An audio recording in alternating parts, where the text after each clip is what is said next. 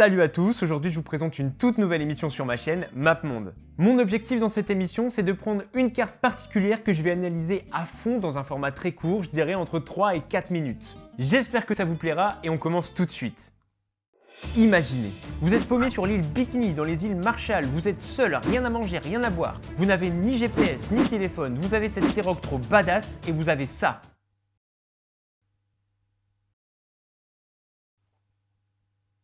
On va voir ce qu'on peut en faire. What we do here is go back.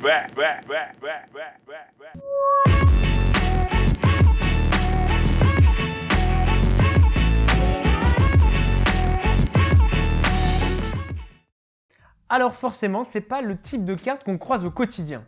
Il s'agit d'une carte qu'on appelle carte en bâtonnet ou stick chart. Elle vient directement des îles Marshall, géographiquement situées en Micronésie, au sud de l'océan Pacifique et à l'est de l'Australie. Alors celle-ci, c'est sans doute une reproduction du 19e siècle, mais elle compile beaucoup de connaissances maritimes. Elle est composée de bois, de stipes de cocotiers, de fibres végétales et de coquillages. Alors tout ça c'est bien beau, mais comment est-ce qu'on peut l'utiliser?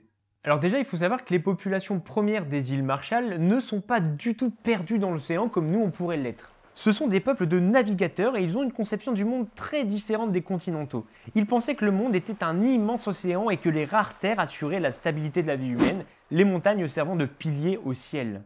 Mais pour ces peuples de navigateurs, il est essentiel de bien savoir se repérer sur l'eau et dans l'océan.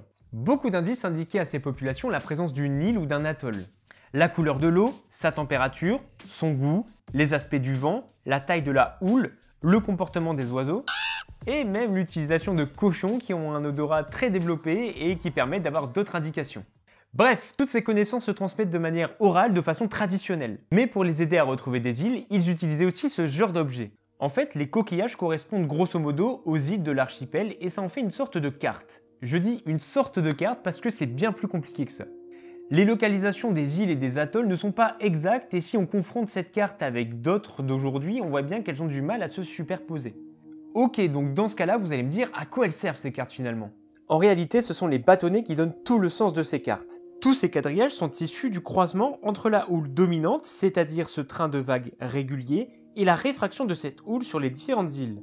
Oui, parce que quand la houle dominante vient frapper une île, celle-ci se réfléchit et ça donne des indications aux navigateurs qui passent par là pour savoir s'il y a une île aux alentours.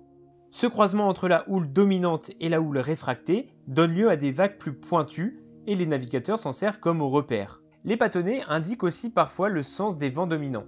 De plus, ils se servaient des astres pour se guider en mer, prenant pour repère une succession d'étoiles afin de retrouver une île. Mais en fait, ce qui est dingue, c'est qu'ils ne prenaient même pas ces cartes quand ils allaient en mer, et c'était des sortes de moyens mnémotechniques et tout était là-dedans. Bref, si un jour vous êtes bloqué sur l'île Bikini et que vous avez une pirogue et cette carte, eh ben vous pouvez vous en sortir. Il ne reste plus qu'à savoir naviguer.